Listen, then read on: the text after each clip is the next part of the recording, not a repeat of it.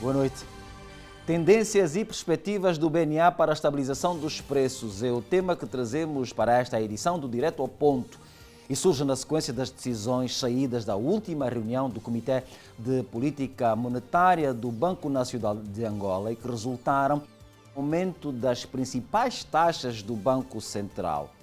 Na altura, estas decisões foram motivadas pela necessidade de inverter a trajetória de inflação para se atingir o objetivo estabelecido para o final de 2021, bem como reduzir as distorções existentes no mercado, existentes no corredor da política monetária, colocando a taxa diretora a um nível intermédio das facilidades de cedência e de absorção de liquidez.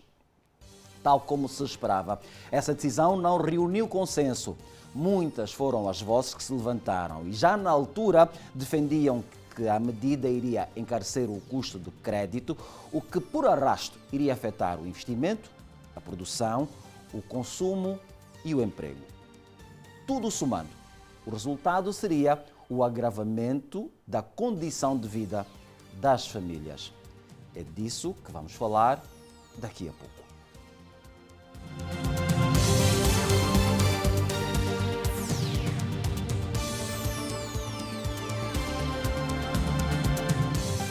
António Stott, este aí é o meu convidado para esta edição, para abordarmos este tema que tem a ver com as tendências e perspectivas do BNA para a estabilização do preço. Estas medidas foram adotadas em julho, já se passaram quase 2 meses. É tempo de fazermos um primeiro balanço. Acredita que os objetivos definidos na altura foram atingidos? Boa noite, Curso. Boa noite, telespectadores e internautas. Na verdade, a apresentação de hoje, ou direto ao ponto de hoje, vamos chegar à conclusão que não. Não temos conseguido atingir objetivos de estabilização da inflação, mas gostaria primeiro de fazer uma nota para garantir que os telespectadores percebam a pertinência desse tema. Na verdade, o Banco Nacional de Angola tem como principal objetivo, e é um objetivo legal, da estabilização do nível geral de preços. Por quê? Porque a estabilização do nível geral de preços leva com que, no dia a dia, nós, ao tomarmos as nossas decisões, sejamos mais consistentes, mais eficientes na tomada de decisão de consumo, investimento ou até mesmo na contratação de um crédito. Quando se refere a nós, está a falar nós de uma forma geral? Nós de uma forma geral, que sejam as empresas, os particulares, as próprias instituições financeiras. O exemplo que eu tenho dado sobre esse tema, e permite a expressão, nós chamamos muitas das vezes os indivíduos que são residentes em Portugal de canguinha, passa aqui o termo, agarrados, ou economistas no sentido muito popular. Mas por quê? Porque quando nós vamos de férias ou a tratamento ou outra coisa qualquer para Portugal, nós vimos que os cidadãos ou os residentes lá vão para o supermercado, compram 20 gramas de queijo, 1 litro de leite, meio quilo de carne e voltam para a sua casa. E nós, quando entramos no supermercado, quase trazemos a loja toda connosco. E os portugueses também utilizam outros adjetivos para nos caracterizar como emergentes, assustados, algo do gênero. Mas isto tem uma explicação econômica, que é a estabilidade do nível geral do preço. E cultural também. E cultural. O que é que acontece? Em Portugal, como o nível geral dos preços é estável, as pessoas têm a possibilidade de tomar a decisão entre consumir já ou diferir o consumo. Por exemplo, vamos comprar um fato. Eu, em Portugal, tenho a possibilidade de comprar em várias prestações, porque o empresário que vende, ou seja, quem oferece o fato, sabe que o preço que ele adquiriu não vai aumentar e quem está a comprar o fato também sabe que o custo que vai pagar o fato daqui a 12 meses é quase o mesmo. E nós cá em Angola não. Antes de fazer isso, antes de chegar a esse ponto de se comprar, ou seja, de efetivar a despesa, há uma planificação. Só é possível fazermos essa planificação eficiente entre consumir e investir com base na estabilidade do preço. Exatamente. E por isso é que é um tema bastante pertinente e é aqui onde o BNA entra, em que o BNA, para atingir esse objetivo, define um conjunto de finalidades. Tem um comitê que chama-se Comitê de Política Monetária que toma as tais decisões e essas decisões depois são implementadas pelos órgãos internos do Banco Nacional de Angola e pelos os agentes do sistema financeiro.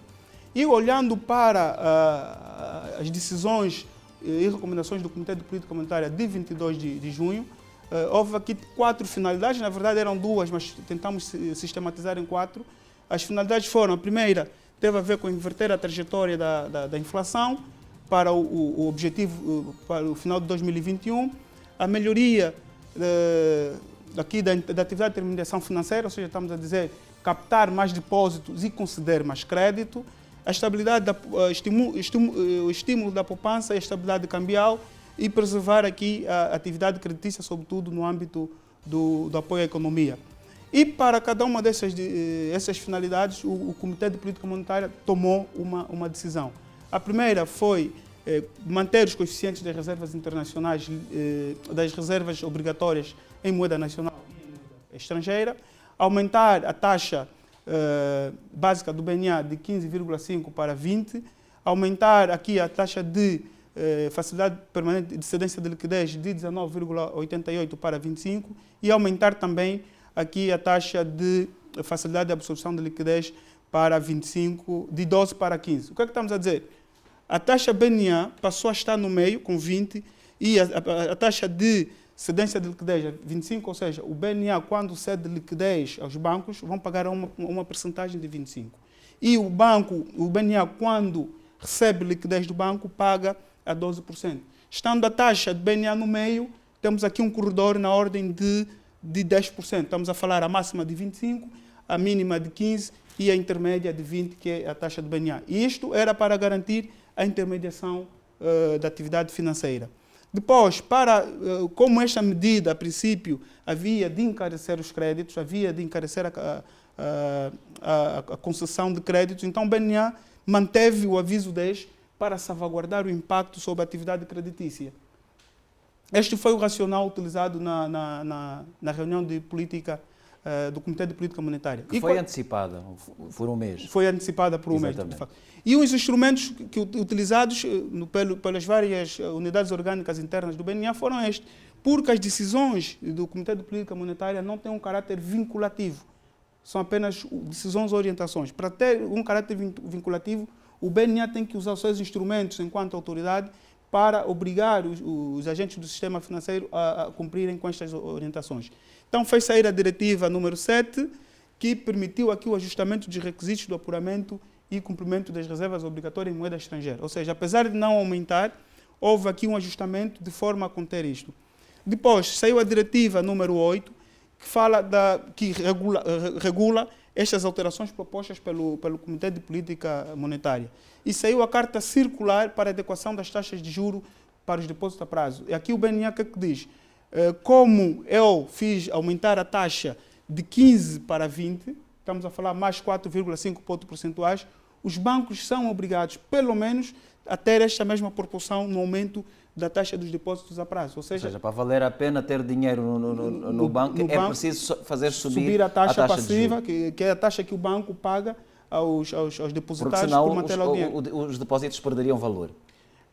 Por causa o custo de oportunidade entre ter o dinheiro no banco e não render nada, ou render muito pouco, depois eu decido aplicar no outro coisa. O último slide, o último ponto. O último ponto tem a ver com a diretiva número 10, que tem a ver com o estabelecimento de 16 para a taxa anual de um produto financeiro, que é o Banquita a crescer. Ou seja, aumentou aqui um pouquinho o estabelecimento dessa taxa, também sempre na promoção da poupança. Essas duas últimas medidas têm a ver com a promoção da poupança, que é o aumento dos juros de depósito a prazo, e aqui a taxa do Banquita a crescer. A pergunta que se segue é se isso resultou. Não resultou. Não resultou e aqui temos... E porquê? Primeiro, porque temos duas questões. Uma questão que é conjuntural, que tem a ver com estas medidas que não resultaram, mas também tem outra questão que é estrutural. E a estrutural qual é?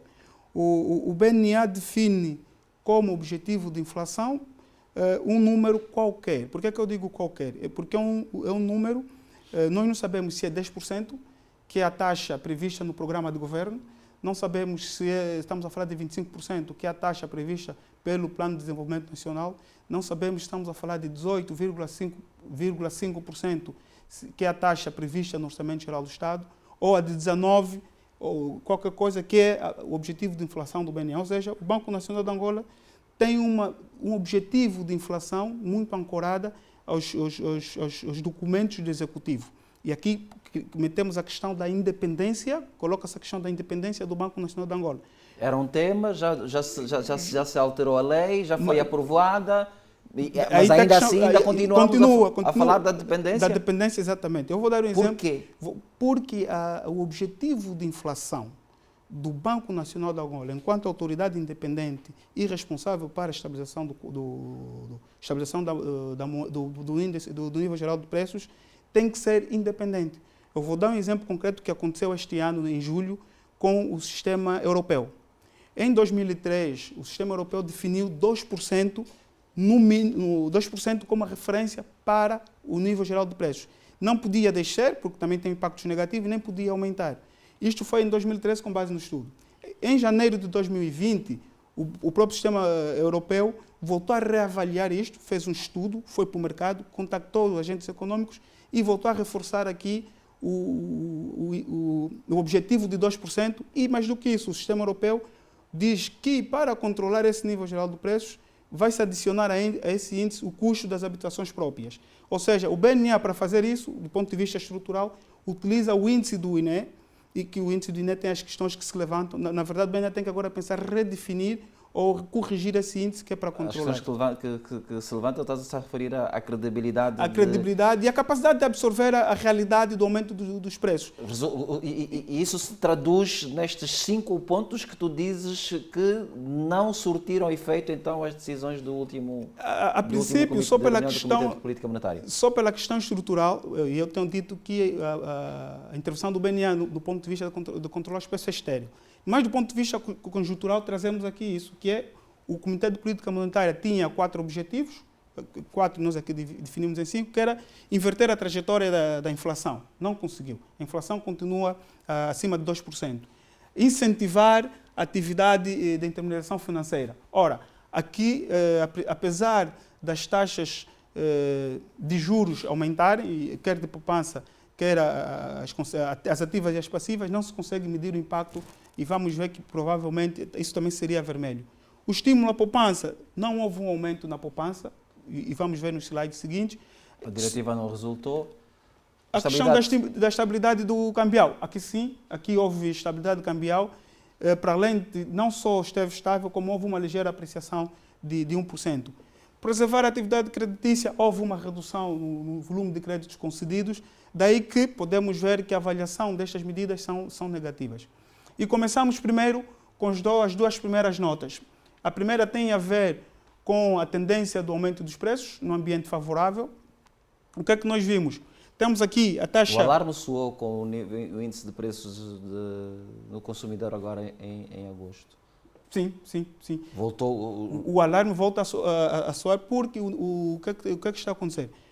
Apesar de nós queremos conter a inflação, 2%, se repararmos, ela continua a crescer a 2%, é superior para atingir o limite, por exemplo, se continuar neste nível, nós conseguimos atingir o limite de 18%, que é o previsto no Orçamento Geral do Estado, já no mês seguinte. Ou seja, quando terminarmos... mês de setembro, quando sair o IPCN do mês de setembro, estaremos aí acima de 18,5%. Ou seja, se o objetivo for a meta estipulada no Orçamento Geral do Estado, já ultrapassamos. Ora, para o governo... melhorou a intermediação financeira? A intermediação financeira, segundo o índice de atividade econômica, que é um índice que se calcula para antecipar o impacto no produto interno bruto e para ajudar o Comitê de Política Monetária a decidir quais são as medidas a tomar, vimos que há uma ligeira melhoria neste índice, que saiu de menos 12,72 para menos 12,41. É um ligeiro aumento, mas reparamos que isso foi em maio para junho. Vamos ver se essa tendência manteve-se ou deteriorou-se. Exatamente. António Estouto, eu vou pedir só a tua atenção, porque vamos ter agora que fazer rapidamente o intervalo. Há muito mais para falarmos. Quando regressarmos, estamos a falar das tendências e perspectivas do BNA para a estabilização de preços. Estamos a antecipar, na verdade, aquilo que vai ser a próxima reunião do Comitê de Política Monetária do Banco Nacional de Angola, que deve acontecer já agora no próximo dia 27 de setembro. Portanto, é um intervalo curto para logo vamos a debater este assunto. Até já.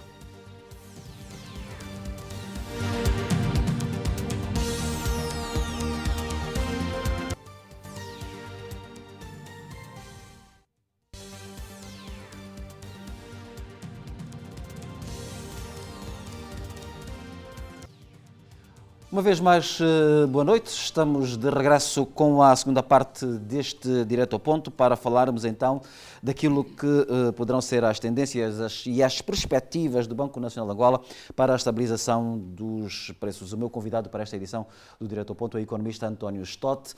Dos cinco grandes objetivos que o BNA pretendia atingir, vimos dois? Sim, vimos dois. Mas há mais? Há mais. Temos aqui a questão dos depósitos. Houve a intenção de estimular os depósitos e quando olhamos, primeiro vamos ver a questão da intermediação financeira, em que a taxa do depósito a prazo 91 a 181 dias, houve um ligeiro aumento de 9,41% para 9,79%. Um ligeirozito aumento. Mas quando olhamos para as taxas aqui ativas, estamos a dizer que é que o banco cobra aos particulares da empresa, quando vimos que o setor empresarial, a taxa subiu de 16 para 20, de 17 para 20, e a taxa para os particulares subiu de 16 para 75. Ou seja, o incremento nas taxas em que o banco cobra aos particulares foi muito superior à reação face à taxa dos depósitos. E aumentou aqui, podemos dizer, a intermediação financeira do ponto de vista de taxas de juros. Mas quando olhamos para o volume dos depósitos, vimos que reduziu. Ou seja, apesar desse ligeiro aumento, não tem sido suficiente para atrair ou para convencer os depositários ou os clientes do sistema financeiro a adquirirem depósito a prazo, pelo menos até 180 dias. Este era uma das terceiros aspectos. Trazemos aqui a questão da estabilização do Kwanza. Este sim é um aspecto importante. Estamos a dizer que o Kwanza tem-se, os valores negativos, quer dizer que o Kwanza tem-se apreciado, ou seja, usamos menos Kwanza para adquirir mais dólares. Se antes a taxa era 630, por exemplo, ou 650, agora está 649, 648, então houve uma ligeira apreciação do Kwanza, na ordem de 1%, tem sido isso desde o princípio do ano. Aqui é vantajoso mas é caricato porque nós temos aqui a questão da venda das divisas. Está a cair. A venda das divisas está a cair, ou seja... Por quê? A princípio... Que aqui dois fenómenos. O montante está a baixar e esta apreciação no mercado formal, no oficial, não está a ser acompanhado pelo paralelo. Exatamente, Cussi. Primeiro, o que é que se passa? Primeiro, vou primeiro para a questão do paralelo, porque a questão do paralelo é um mercado cuja oferta tem características muito próprias, muitas das vezes são obtidas de formas ilícitas, de formas indevidas, então a oferta no mercado paralelo tem muita restrição. Eu, António Stott, peço dinheiro para viajar e parte coloco no mercado paralelo. Logo, não tem a mesma capacidade de acompanhar aqui o mercado formal e muito bem agora o BNA já não usa o mercado paralelo como uma referência, e ao contrário, o mercado paralelo é que tem que seguir as regras do mercado formal. Mas não está. Está estável. Por acaso o mercado paralelo, a nota continua muito mais alta, ou continua mais alta do que no mercado formal, mas também já não varia, pelo menos nos últimos 3 meses, não variou muito. Está em torno de 68 mil kwanzas por cada nota de 100 dólares. E por que o montante de venda de dólares está a baixar? Potencialmente, quando fizemos a análise, chegamos à conclusão que para além de reduzir aqui a oferta de divisas, potencialmente também está a reduzir a procura de divisas. Não é? Por quê? Quando olharmos que reduziu a oferta, a taxa de câmbio apreciou-se, porque quando se reduz a oferta, o normal era aumentar o preço, e o preço é a taxa de câmbio. A taxa de câmbio depreciou-se, e num ambiente do Covid, apreciou-se. Ou seja, melhorou, não é? Exatamente. Melhorou. No ambiente do Covid, em que há menos pessoas a viajar, em que há menos possibilidade de procura por dólar, mesmo até por reserva de valor, porque a moeda está um pouco estável, leva-nos a crer que também há uma redução significativa na procura, mais do que proporcional da redução da oferta. A questão do contexto nacional, até não devia ser só nacional. A princípio, o índice de preço geral do consumidor vai continuar acima de 2% por mês e 25% ao período homólogo. Por quê? Apesar, e eu depois vou lá explicar porquê, mas o setor petrolífero continua bastante otimista. Ou seja, vamos assistir um preço do barril do petróleo acima de $70 por barril. Vamos assistir aqui a questão das exportações em torno de 2 milhões de dólares. Vamos ver uma taxa de câmbio em torno de 630 a 650 kwanzas por dólar e 750 a 790 kwanzas por euro. Ora, apesar desse ambiente favorável da indústria petrolífera, o Kwanza vai continuar a ter pressão, o índice geral do preço vai continuar a ter pressão inflacionista. Por quê? Porque as commodities agrícolas no mercado internacional, já vimos que esse é o último choque que alertou as autoridades, continua a ser crescente. O trigo vai continuar a ter uma pressão crescente devido à redução, à perspectiva de redução na produção de trigo. Também a mesma perspectiva, por exemplo, para a carne. A China está a procurar muita carne, mas há poucos animais oferecidos para o abate. Então, a pressão inflacionista será mais o choque externo por parte dos produtos agrícolas. Estamos a falar das commodities alimentares. O PIB, segundo o INE, vai continuar aqui estamos a falar do primeiro trimestre, foi inferior cerca de 3,40%. Muitos dizem de crescimento negativo, não, é de crescimento. Mas o Fundo Monetário Internacional, o Banco Mundial continuam muito otimistas, apesar do Centro de Investigação Científica da Universidade Católica achar que o crescimento vai ser nulo. E o índice mensal da atividade econômica, que é uma aproximação do PIB, que é para ajudar o Comitê de Política Monetária a decidir, vê-se que em junho o agregado foi de menos 6%, o não petrolífero foi positivo, de 13%, mas o petrolífero continua muito negativo, na ordem de 16%.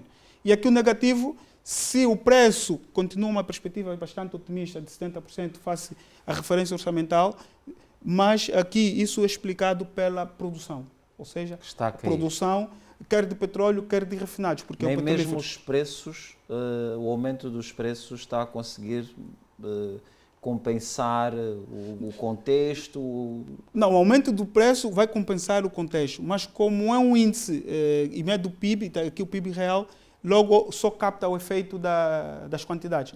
Mas o efeito positivo, que estamos aqui a falar do preço e da quantidade, é que está a criar um ambiente menos desfavorável para a atividade econômica. Ok.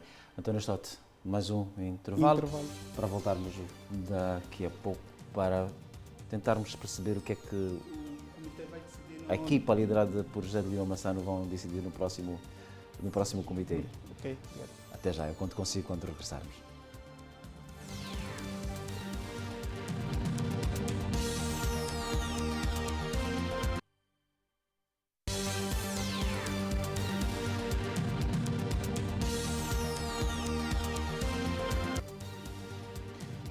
Última parte deste Direto ao Ponto, uma vez mais, boa noite.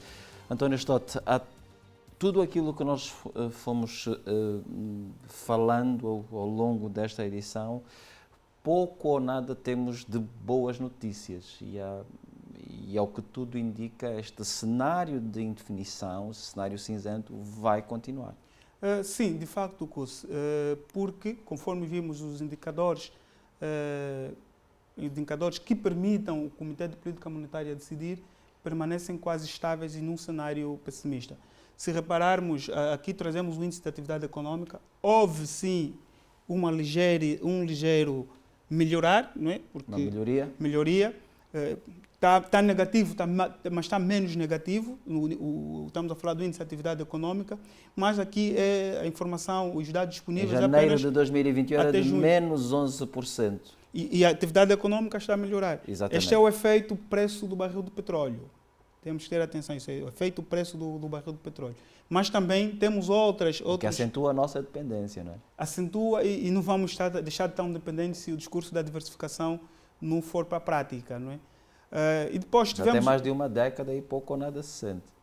Mas isso é outra conversa. É mais do que isso. Isso vem já do CEF, né? Vem do Sistema Saneamento Econômico Financeiro de 1989, acho eu, se não estiver enganado. Portanto, já tem algum tempo. Mas tiveram alguns setores a contribuir de forma positiva.